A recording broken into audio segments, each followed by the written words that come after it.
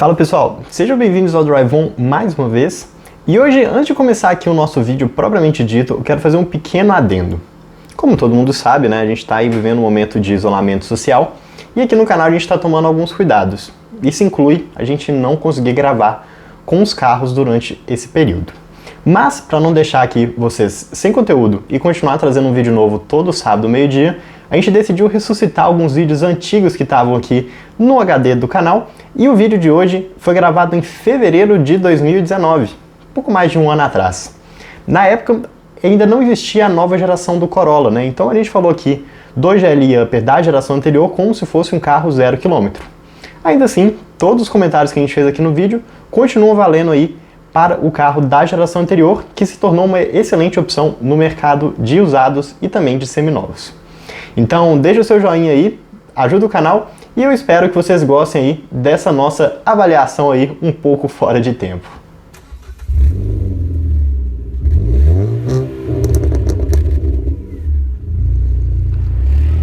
Fala pessoal, sejam bem-vindos ao Drive-On mais uma vez.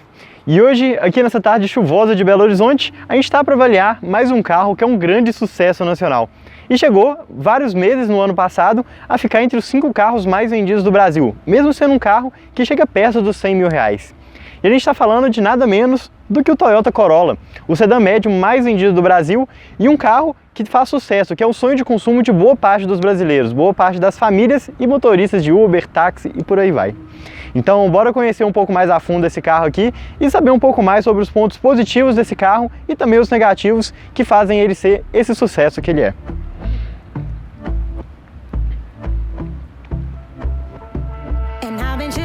Watching the ocean with you, baby, up with a slow motion crew, and we up in our cloudlands when people change, but not us, and we just chillin', kicking it, kissed by the sun, could be soaked to the skin in the monsoon. I know she got the good vibes when seasons change, but we're the same. Even if I lost all my money, the zero runs deep, honey, and I don't need to speak a single word. You got me holding, holding. Even if my jokes aren't funny, my tongue tied up on it, and I don't need to speak a single word, 'cause you got me holding, holding. E por baixo do capô aqui do Corolla GLI e o GLI Upper, que é exatamente essa versão que a gente tem o motor Dual VTI, que é o motor 1.8 16 válvulas, que é uma coisa até pouco comum aqui entre os sedãs médios atualmente no Brasil. A maioria dos sedãs médios está hoje com motor ou 2.0 ou então um motor downsizing turbo, 1.4, 1.5, às vezes até 1.6. De qualquer forma, é um motor que tem um desempenho bem bacana para um carro de entrada no segmento médio. É um motor de 144 cavalos no etanol, 139 na gasolina, 18,6 kgfm de torque no etanol e 17,7 na gasolina. É uma perda até significativa aí entre os dois combustíveis, mas aqui nesse carro, equipado com etanol, eu achei o desempenho dele bem bacana. Na hora que a gente for dar a volta, eu vou falar um pouco mais em detalhes sobre ele, mas realmente um motor que me agradou, um desempenho muito linear e que acoplado aqui com esse câmbio CVT, que simula 7 marchas, ele tem um desempenho muito legal. Agora falando um pouco menos de motor e falando um pouco sobre a estética do carro, o Corolla recebeu uma atualização, né, um facelift de meia-vida, que colocou essa frente nova, né, essa grade aqui um pouco mais bicuda, um pouco mais integrada com o farol, e eu acho que o visual ficou bem bacana. Nessa versão aqui, que é a versão de entrada, que não tem os faróis auxiliares, que tem uma roda aro 17, mas que não tem nada muito diferente, ainda assim o carro tem cara de um carro completo, um carro de luxo, o que é com certeza um ponto muito positivo e que agrada a maioria dos donos aqui do Corolla. Bora falar agora um pouco do interior. Interior esse que eu acho que é o ponto que pode mais desagradar nessa versão GLI Upper. Ele realmente é um carro que está numa mescla muito estranha de muito bem acabado e muito básico ao mesmo tempo. Ele é um carro que em equipamentos vem até bem equipado. Ele tem retrovisores elétricos, tem computador de bordo, um computador de bordo que é mais simples do que nas versões completas, mas ainda assim tem todas as funções que você espera, né? Consumo médio, trip A, trip B, etc. Tem um volante aqui multifuncional com controle do rádio. O volante é todo revestido em couro. Tem aqui um som muito básico, mas que tem o suficiente, né? Tem Bluetooth, tem USB, tem rádio, que tem uma usabilidade até bem fácil. Tem aqui esse reloginho aqui que é polêmico no Corolla, né? Que muita gente não gosta. Mas é um carro completinho, né? Aqui também, vidros elétricos nas 4 portas, lembrando que só do motorista tem um acionamento automático, então você clica uma vez ele já desce todo, as outras todas você tem que ficar segurando até o final do curso. Mas apesar de ter equipamentos muito completos, ele é um carro com um visual bem básico. Ele tem esse interior claro, né, com bancos de couro, uns bancos bem bonitos que dão um visual um pouco mais amplo aqui para o interior do carro. Tem essa faixa aqui também no painel, né, mais clara, que dá um visual legal. A porta tem essa parte em detalhe mais claro também. Tem o couro na porta também, mas ele peca em alguns detalhes, né? O painel dele é muito simples. Esse som tem um visual muito simples. Eu acho que para um carro que chega a passar dos 90 mil, que é o caso desse aqui, poderia muito bem ter uma central multimídia, mesmo que fosse uma central mais simples, que não tivesse Apple CarPlay, Android Auto, mas que pelo menos tivesse uma tela aqui para passar uma sensação um pouco melhor. Além disso, não tem também os detalhes cromados aqui nas saídas de ar, que tem nas versões mais completas, e o painel todo em plástico maleável. Ele tem até um detalhezinho aqui, uma costurinha que faz como se fosse um couro aqui em cima. Então realmente é um carro que me deixa um pouco confuso. Ele é bem equipado, tem algumas coisas que tem um acabamento muito legal e outras coisas que não tem um acabamento tão legal assim. Bora agora para o banco de trás. Sentado aqui no banco de trás, mesmo padrão da frente. As portas têm detalhes em couro, tem esse detalhe mais claro, bancos de couro, um espaço bem bacana aqui para as pernas, né? Então, com o banco configurado para mim, ainda sobram 12 dedos de espaço até o banco dianteiro. E o banco dianteiro, mesmo na posição mais baixa, eu ainda tenho um espaço bem legal para colocar o pé.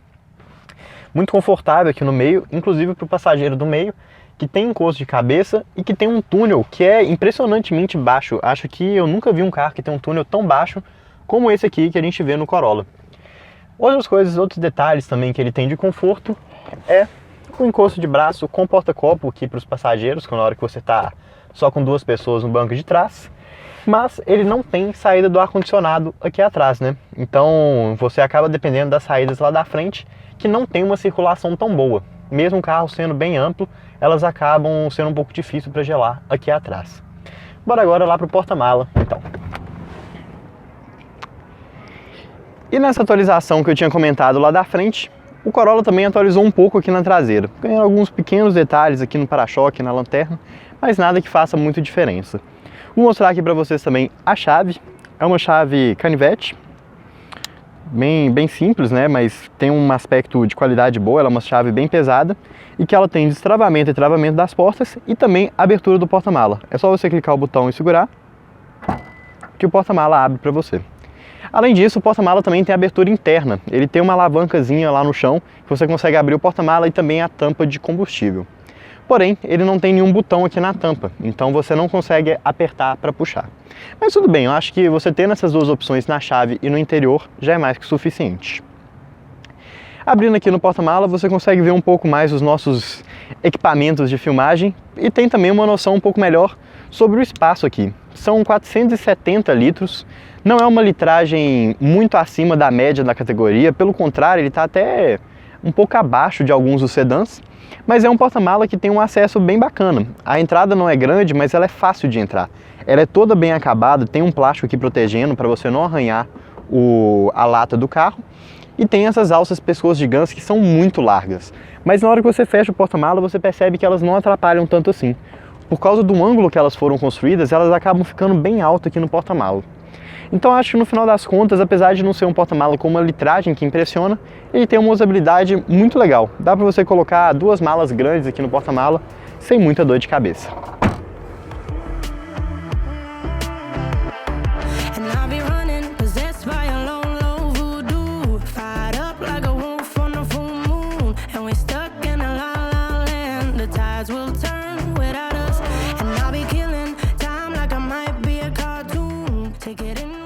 Então pessoal, depois de conhecer aqui o Corolla pelo lado de fora, chegou a hora aqui de sentar no lugar do motorista, né, o lugar mais importante do carro, e dar as nossas impressões ao volante.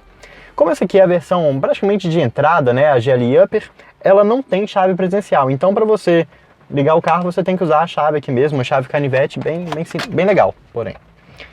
Então bora lá. A gente está num dia de bastante chuva aqui, então os vídeos estão embaçados. Vou ligar aqui o ar-condicionado pra gente conseguir respirar aqui dentro e não ficar tudo embaçado. Então bora lá. E logo de cara aqui na hora que você começa a dirigir o Corolla, uma coisa que com certeza chama muita atenção é a posição de dirigir.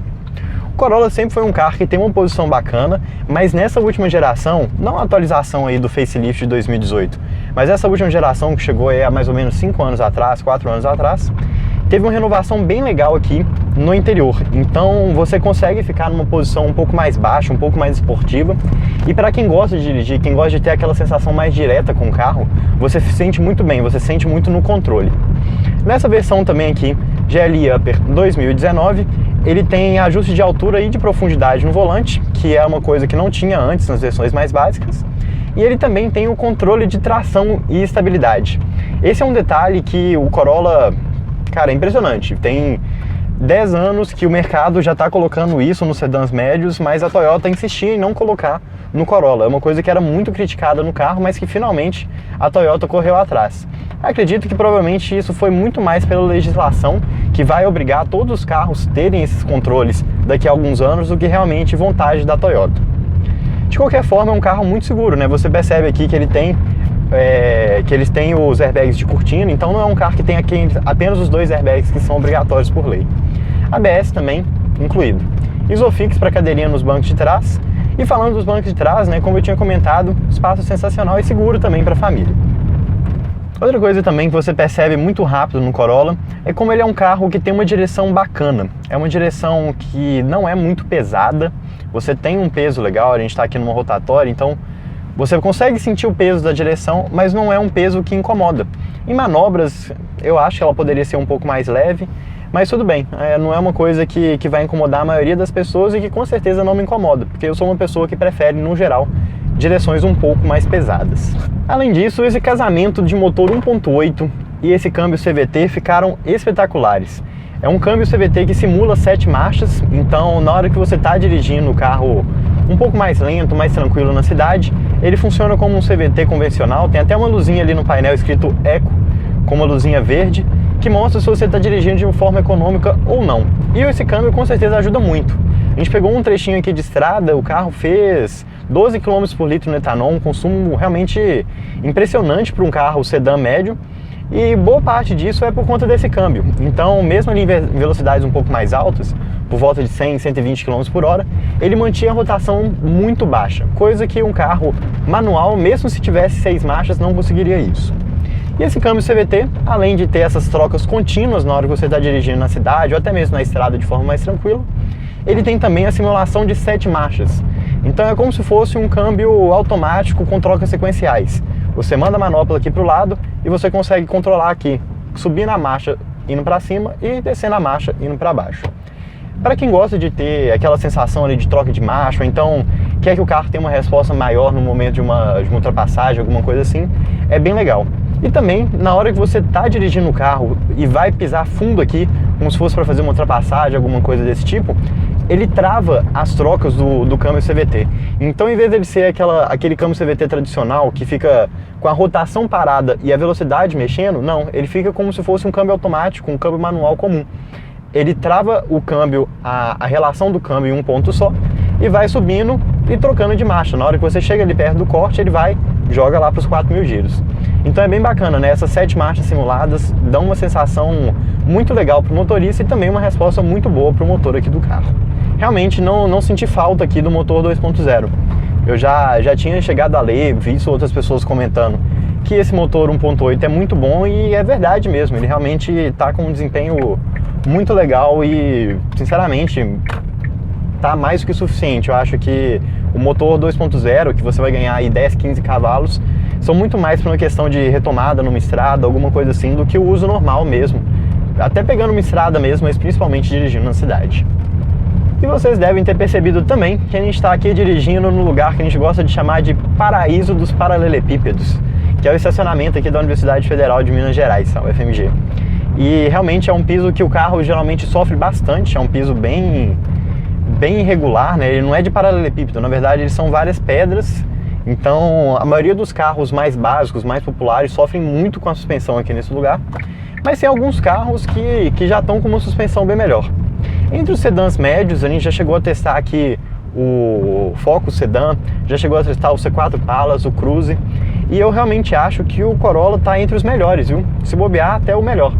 É uma suspensão que passa uma segurança bem legal em curva, ele joga um pouco, mas ele passa nesses pisos mais difíceis, em buraco, essas coisas, com muita tranquilidade. É realmente impressionante, e inclusive é impressionante porque ele tem roda aro 17, então ele tem um pneu um pouco mais baixo do que alguns sedãs médios que tem roda aro 16, né, que por conta da roda menor acaba tendo um pneu um pouco mais alto.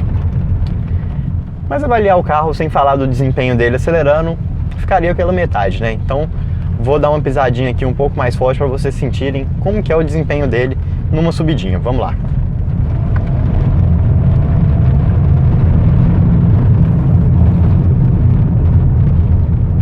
O carro freia muito bem, inclusive, disso de freio nas 4 rodas. E vamos lá, vamos arrancar.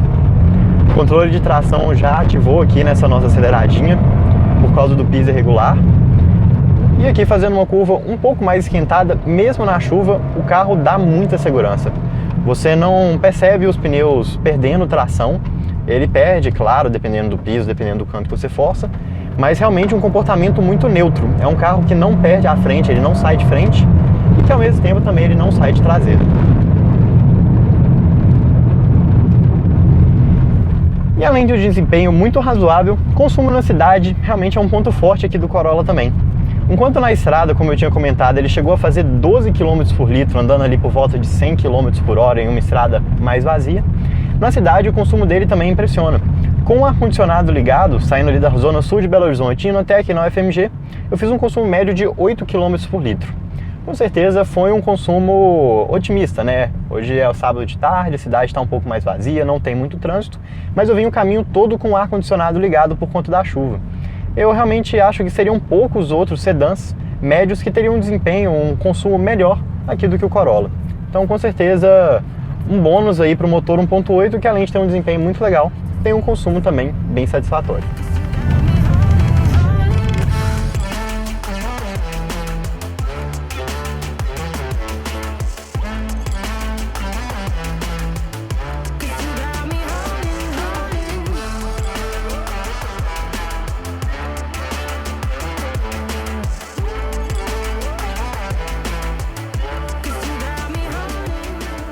E depois de passar o dia aqui com o Corolla, dar essa nossa voltinha aqui pelas câmeras e também mostrar para vocês mais sobre o motor e o interior, chegou a hora de elencar os pontos principais do carro, os pontos positivos e negativos aqui desse Toyota.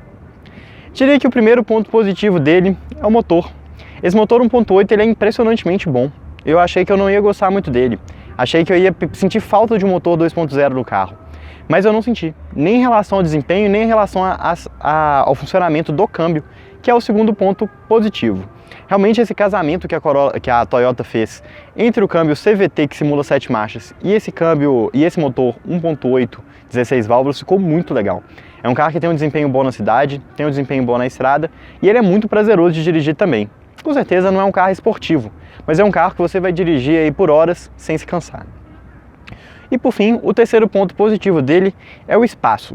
Digo o espaço como um todo. Ele é o carro que tem uma ergonomia muito legal para o motorista, tem um espaço muito legal para o passageiro. O espaço aqui nos bancos de trás realmente é impressionante, um dos melhores entre os sedãs médios. E o porta-mala, apesar de não ter uma litragem alta, ele tem um aproveitamento bem bacana. É um carro que soube aproveitar bem o espaço. Ele é um carro que, apesar de passar essa impressão de ser um carro maior, ele não é um carro tão grande assim. Mas ele tem um espaço muito legal por dentro. Mas nenhum carro é perfeito, né? Além dos pontos positivos, todos os carros também têm seus pontos negativos. E eu diria que o Corolla aqui não é diferente, né? O primeiro ponto negativo dele são os equipamentos. Essa versão GLI Upper, ela não é muito bem equipada. Faltam alguns detalhes no carro. Apesar dele hoje já não ter problema na segurança, né? Ele tem mais de 2 airbags, tem um controle de tração e de estabilidade, ele ainda falta alguns detalhes que ajudariam na convivência com o carro. Falta uma saída de ar ali para os passageiros de trás, falta uma central multimídia mais completa, falta um computador de bordo um pouco mais completo. Então, pensando que é um carro que custa mais de 90 mil reais, faz falta esses detalhes. E o preço, inclusive, é o segundo ponto negativo. Essa aqui é quase como se fosse a versão de entrada do Corolla. Abaixo dela ainda tem a versão GLI, mas é uma versão que é até difícil de encontrar, muito mais focada em PCD e também em frotistas. Então, se você chegar na concessionária e pedir um Corolla básico, provavelmente vai ser esse aqui que vão te oferecer. E é um carro que já está chegando perto dos 100 mil reais, já ultrapassou os 90 mil e que faltam vários equipamentos básicos que você encontra até em carros mais simples, como por exemplo o Virtus. E como eu tinha comentado agora há pouco, além dos sedãs médios, né, de entrada, que são concorrentes aqui do Corolla, os sedãs compactos premiums também têm se mostrado uma opção bem interessante no mercado. E para falar um pouco sobre isso, eu vou chamar o nosso amigo aqui do canal também, o Hudson. Vem cá, Hudson. Beleza? E aí? Olá. Nosso convidado de hoje aqui não é tão convidado assim. Geralmente estou aí por trás das câmeras, né? Então. Exatamente. E além de por trás das câmeras também, você fez a avaliação do Virtus e você... Comfortline, isso. Exatamente. E você tem um Virtus em casa hoje, né? Conta um pouco mais dessa história. É até interessante, né? Que a gente tinha... É o carro da família, né? A gente tinha um Corolla, só que 2012, na versão X aí. E aí depois o carro já com 5, 6 anos, chegou aquela hora assim, tá na hora de trocar, né? Mas o que aconteceu com o sedã médio? Assim, uma das conclusões que eu tirei daquele vídeo do Virtus foi justamente que os sedãs médios assim, são uma categoria que eu gosto muito, uma categoria muito boa, que oferece um compromisso muito bom ali entre conforto, até esportividade, né? Sim, com certeza. Mas que está com um preço um pouco alto demais. Então a escolha acabou indo para o Virtus justamente assim, pensando na questão custo-benefício, né? Que é um carro ali que nas versões intermediárias de topo de linha já vem muito bem equipado. E com uma outra vantagem também nesses tempos de hoje que a gente vive, que está com gasolina muito cara, né? Motor ali 1.0 turbo que consegue ser bem econômico em muitas situações. Apesar de ser automático, assim, no trânsito acabar sofrendo um pouco, mas assim, quando você pega um trânsito livre, uma estrada, ele realmente mostra ali para que veio. Acho que isso é muito legal, uma coisa que apesar do Corolla ser um baita carro, realmente um sonho de consumo de muitas pessoas, na hora de comprar um carro você tem que pensar muito mais do que simplesmente o preço que você está pagando no carro, né? Você tem que considerar tudo, você tem que considerar o que você vai gastar de mecânica, o que você vai gastar nas revisões, o quanto que você vai gastar de combustível. Seguro até, né? Foi uma coisa que surpreendeu a gente trocando um carro de 6 anos por um zero, o seguro na verdade abaixou o valor. É, com certeza. Então, com certeza que o Corolla é um carro que vai atender muito bem, né? Demais. A gente gostava muito, é um carro assim... Pessoal, aquela versão especificamente, o pessoal tinha o apelido de Vovorola, né? Mas estava longe disso, é um carro assim, ele não rolava muito nas curvas, tinha uma dinâmica muito boa, um carro muito neutro, motor também, você andou aqui, né? 1.8, a gente tinha um 2.0, assim, é parecido. Realmente é um motor que empolga na hora de acelerar. Aquele era com câmbio de 4 marchas, que prejudicava ainda mais o consumo, mas dava um desempenho legal. Ainda assim, o espaço interno também não mudou muita coisa dessa geração para outra, você viu realmente que é bom. Então era um carro que entregava um compromisso muito legal.